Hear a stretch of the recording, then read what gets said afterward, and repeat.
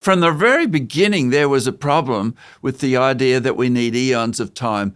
And there was a guy who's a very famous physicist who developed the concepts of thermodynamics, which produces refrigerators and heat engines and electricity. Okay, who is this guy? This guy, he became known as Lord Kelvin, but his name was William Thomson. So he was a very famous guy. What time period are we talking? We're talking about in the sort of second half 1800s, that sort of period. He's sort of towards the end of his life at the end of the 1800s. So he did a calculation about the age of the Earth. And so being a thermodynamics, he assumed that the Earth was initially a ball of molten magma. Okay. So that's what he assumed at the starting point for the Earth.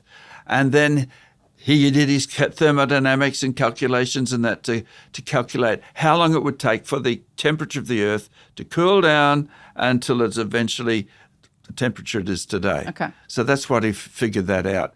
So again, you have to have assumptions. What was the Earth like at the beginning? And so he made a guess about what it was like. Actually, it contradicts what the Bible says. The Bible says that at the beginning that the Earth was covered in water. So it was never a molten blob. So we didn't have a problem with it cooling down. It was created at the beginning, suitable for life. But that's what Lord Kelvin assumed. Okay. And he came up doing lots of calculations. He has to assume the initial temperature. He has to assume the sort of emissivities and the various conductive things and all that sort of thing. Things he couldn't observe because he wasn't there. He wasn't there. He has to assume them. And he came up with reasonable values. And he said, eventually came to the conclusion that his opinion is that the Earth is somewhere between 40 million years old and 20 million years old. That's much younger than 4.5 billion. That's right. Huh. So, which is a lot older than 6,000. Yes. But it's so, and so that's sort of, 40 million is a big age, and that was all published, and it was all in the newspapers, and so people get the impression that it's really old. And what were scientists saying about Lord Kelvin's? Well, the scientists didn't like the number. How come? Can you believe that? They didn't like it. Well, the geologists, they needed much more time. But the problem was they couldn't argue against Lord Kelvin because he was so clever in thermodynamics and equations and differential equations and all that sort of thing and doing the calculations. And once you make the assumptions, right, it just comes out. Before we continue, a quick heads up. Stick around until the end of the interview because we'll be offering a free ebook, the Creation Answers book, which is packed with biblical answers to over 60 of the most asked questions about creation, evolution, and the Bible. You won't want to miss it. Now, back to the interview. So if they're not questioning those starting assumptions that he was making, well, then he has so much credibility in his field. That's right. That's right. And so that's what happened. And so the geologists were very unhappy about it. And basically there was one guy, I've forgotten his name now, but he sort of said this, which is a typical of what the geologists said. They couldn't argue against him. They didn't want to accept the number. So they said, perhaps someday something will be found which is able to explain why it didn't cool as quickly as Lord Kelvin said. Okay. So that's an appeal to something in the future. It's faith. We believe the age is older. And so someday something will be found. And, in some ways, that's not that bad an opinion because if their assumption is right, then that's quite reasonable for them to sort of say, I don't believe it. And that's what we do. We believe the Bible is accurate. Yes. And so when they come up with an age of 40 million or, 4.5 billion, we say, well, we don't think that's right because the history of the Bible records 6,000 years. And so that's what we're going through. And so what creationist scientists do is they look for reasons as to how to explain the evidence within that worldview. And so that's what this geologist did. He said basically Chamberlain was his name, and he said, well, maybe something will be found someday. And so the geologists wouldn't accept it. But there were other people that didn't accept it either. Okay, other different types of science fields. So you got thermodynamics, you've got geology, two different fields, and then you've got biology. And so biology talks about where all the living things have come from after you get the first living cell, and that's Charles Darwin. And they didn't like the dates either. Darwin didn't like the dates. He would write to some of his colleagues, and he talked about Lord Kelvin, about how he was really stressed by what Lord Kelvin had written, and because he couldn't answer it either. And he says, I need a great amount of time before the Cambrian for my theoretical considerations. So he needed lots of time as well. So you got a problem with you've got a problem with the biologists. And so then what happened was they discovered radioactivity. That was in the late 1800s. They discovered that there was radioactivity which produced heat. And so everybody jumped on this, aha, that's it, that's the answer. How is that the answer? Well, the idea is that inside the Earth there's these radioactive elements and they are producing heat. Yes. And this heat is stopping the Earth from cooling, as Lord Kelvin assumed, and so it can be unimaginably old because of radioactivity. Okay. So they would have felt like they've got the answer now. Yippee! Okay. That's right. And what happened to us? Well, they jumped on it. It's a game. You see, it's really a game where people want a certain answer, they want a certain conclusion, and they jump on it even before they do the calculations.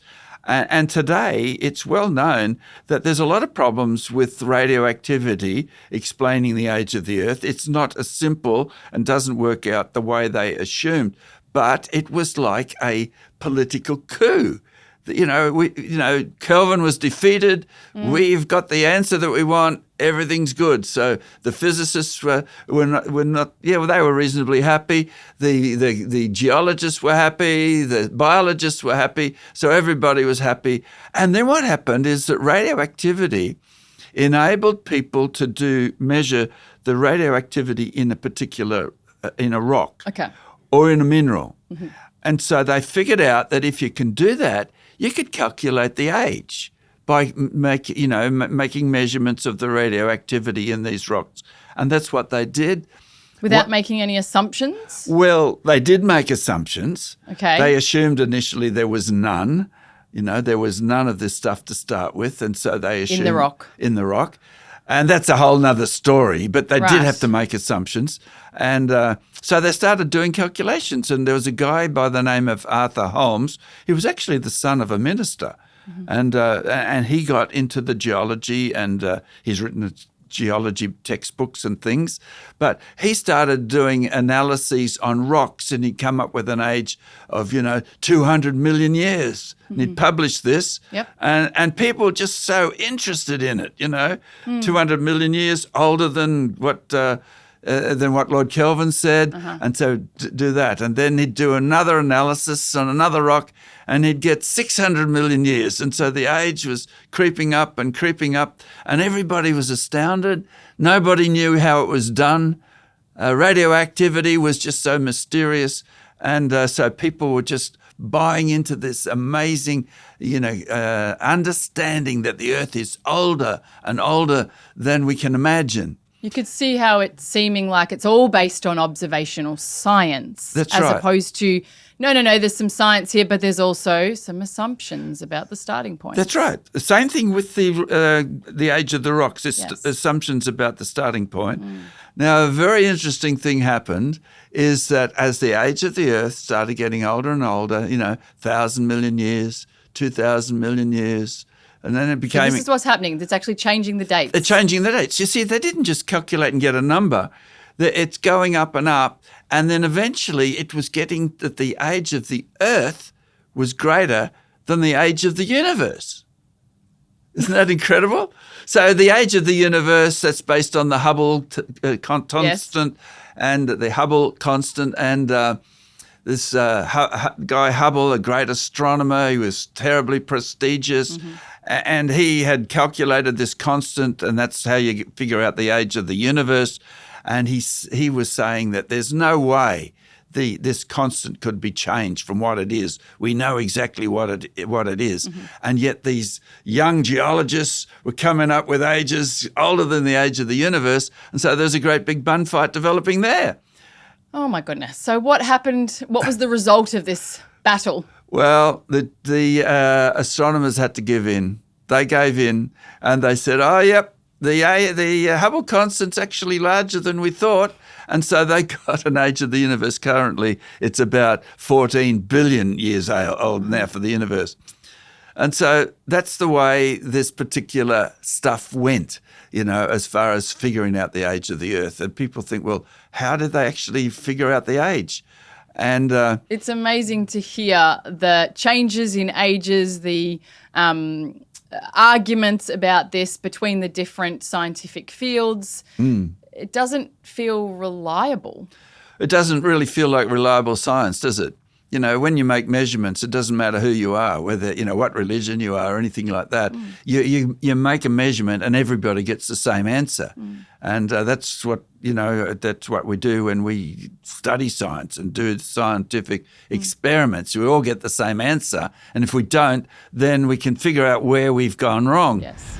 And we've got a resource that we are giving away as a free ebook, haven't we, Tas? The Creation Answers book. Yeah, that's a great book. Can you tell us about it? Yes, it answers 60 of the most asked questions to do with the biblical worldview, to do with science, things like geology, biology, the origin of life, cosmology, those sorts of things, plus a whole lot of questions that come up to do with Noah's flood.